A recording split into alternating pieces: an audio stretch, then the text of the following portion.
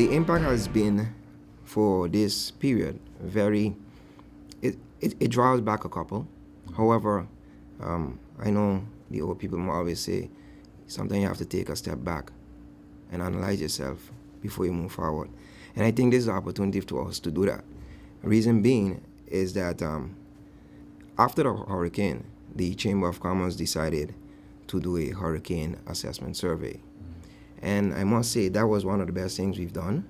Why? It gave us a clear sense of exactly what is going on in the community. If I may mention how much businesses we've surveyed thus far, from September 25th to October 13th, as you can see, that's less than, if you look at it closely, that's perhaps a good 2 weeks, 3 weeks, about 3 weeks working days. Mm-hmm. We've surveyed a total of 1,530 businesses, and we still have about 2 more weeks of survey, so that these figures that I'm going to give you, basically by the time we get round to it, will be outdated. However, thus far, indeed, we've surveyed 1,530 businesses. And the survey is as follows. We basically ask, was your business damaged during hurricane? Is a simple yes or no. Was your business damaged after the hurricane? The reason why we ask this particular question is here is where you will highlight if, for instance, the business was looted after the hurricane. A couple businesses actually caught fire after the hurricane.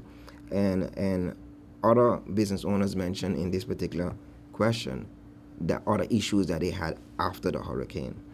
So that was that question. And then we go on to the next one. Please select the magnitude of damage to your business. So that's minor, major, or total loss. The next question is the type of damage you receive at your business. You got roof, water, windows, walls, and any other. We also, in other, we just fill in also inventory, because that also counts in any business, as you know, because you can have a beautiful structure, mm-hmm. but if you don't have the inventory to fill that particular structure, it's no use to you. The next one is, are you planning on opening or reopening? Yes or no. The estimated time of that date. Mm-hmm. Planning on retaining your employees? Yes or no. How many persons are employed at your business? And the next segment is, which is the last segment, how much do you estimate would it cost for you to rebuild your business? Yeah. And this goes from 0 to 10,000, 10,000 to 25,000, 25,000 to 50,000, 50,000 and above. And one more thing, the last question is, what can you do to minimize the damage to your business in the event of another major hurricane in the future? And this is something we just put in last minute just to get a sense. But a lot of businesses would answer in this particular case nothing, because the shutters were down, everything was secure according to their hurricane plan. So a number of them said nothing. A couple of them say, okay, stronger structure and stuff like that. But the majority, after looking at what the most businesses said, is nothing. The statistics are as follows. No damages. We have 176 businesses mentioned that they did not receive any damages.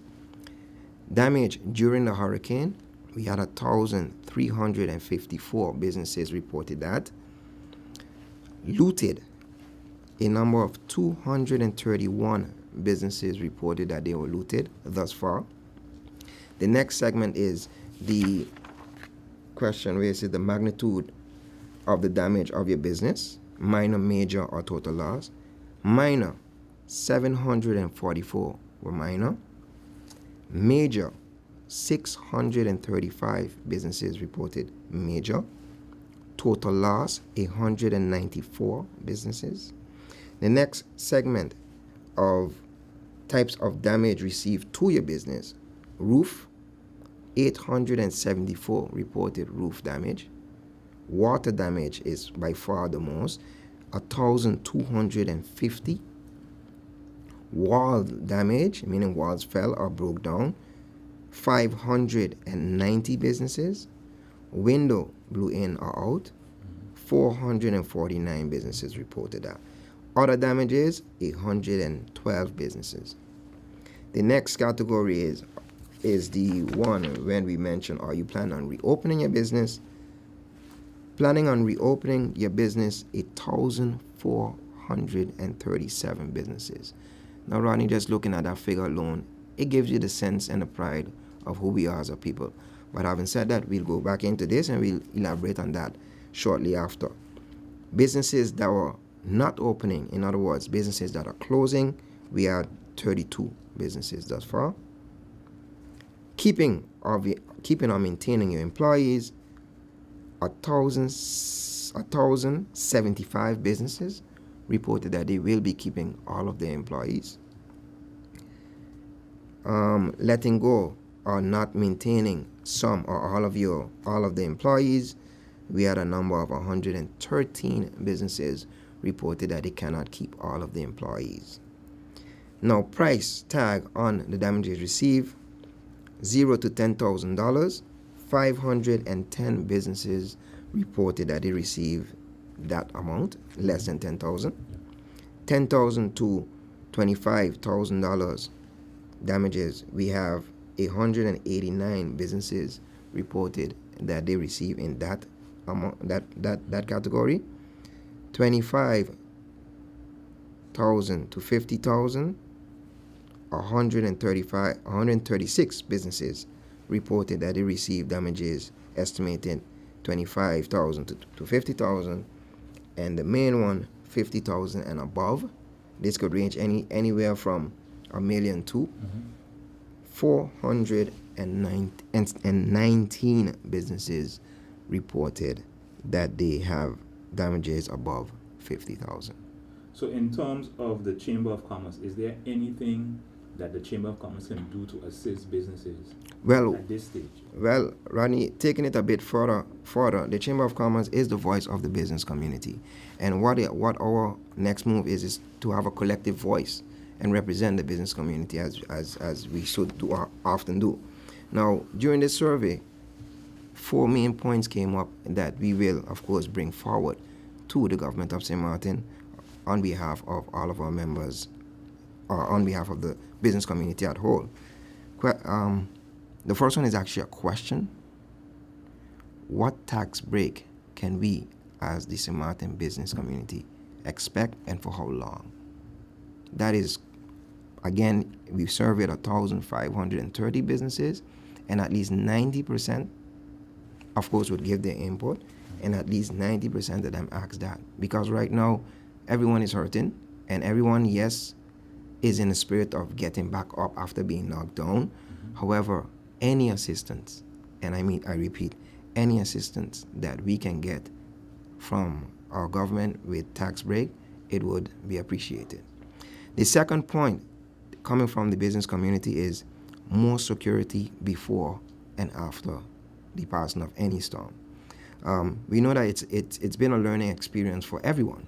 However, we are also, as the business community and as the chambers, taking note that, yes, we are also going to see what we can do to assist. In other words, better preparation, or, asking the right questions. Do we have proper police in place or military in place before the storm? Because, again, this is another question that came forward. Point number 3, enforcing the building code. From what I understand, we do have a pretty good building code here in St. Maarten.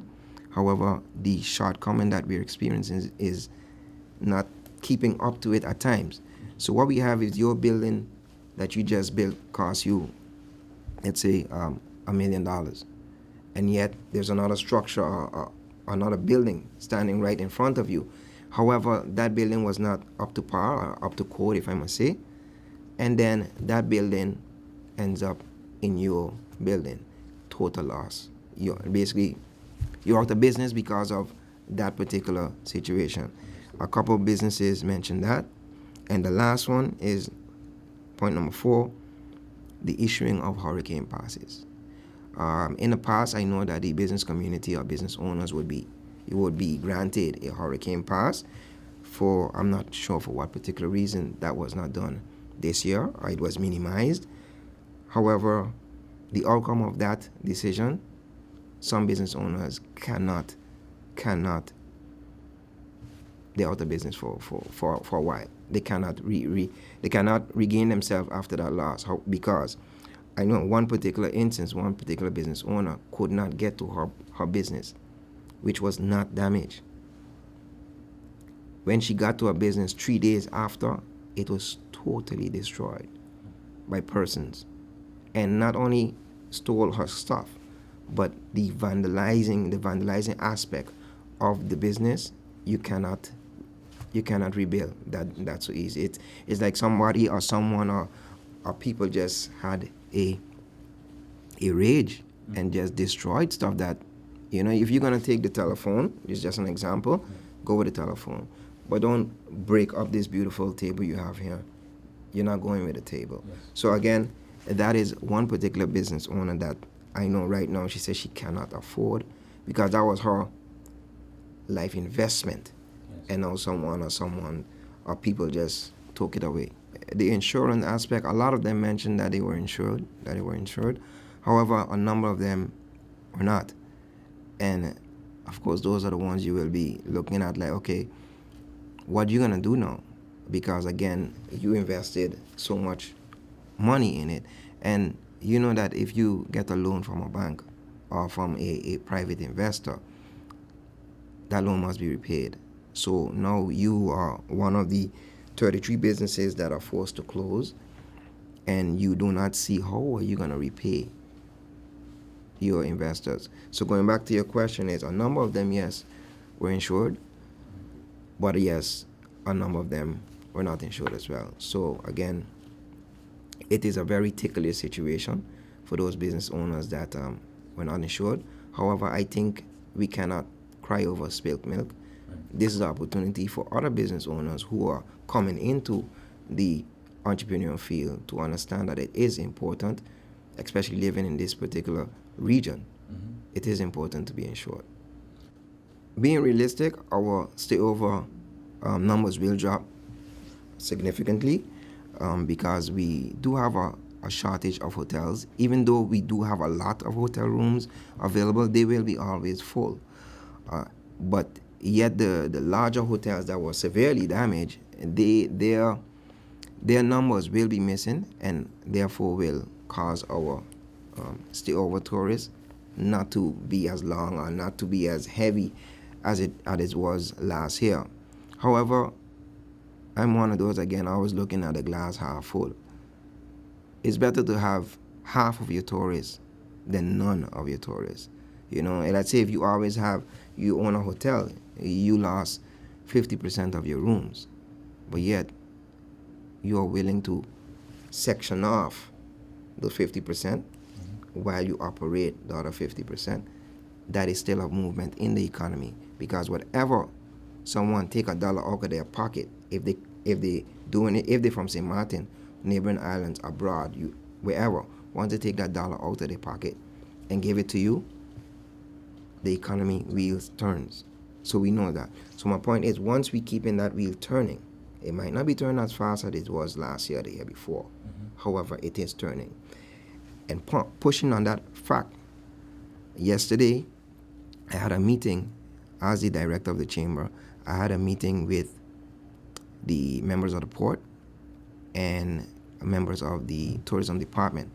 And what we are doing is we are actually preparing to go to Mexico the ending of this week. Wow, it's already, yeah. This week we are going to the FCCA conference in Mexico, and we were just strategizing the points of what we want to sell on behalf of the island.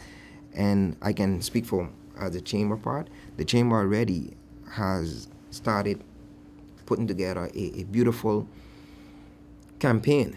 We call the campaign We Good. In other words, Rodney, it came up because everyone, when you ask how your family, how are you, the first thing we say is we good. Right. Because we're not dead. We are so thankful for that part that we're like, we good. So that is our campaign. However, we putting together a nice video clipping of why we good. So you would see, I just saw a bit of it last night. You seeing planes landing. You seeing cruise ship that came. You seeing people welding up their place. You seeing people putting the business back together. You seeing tourists, believe it or not, walking on the beach holding hands. This is all clippings that we got to show you that our economy is turning, and this is what we will be promoting at the FCCA conference coming up the ending of this month. The FCCA conference is going to take place from the 24th to the 28th of October. Okay. And we, as St. Maarten delegation, will be there full force promoting our island.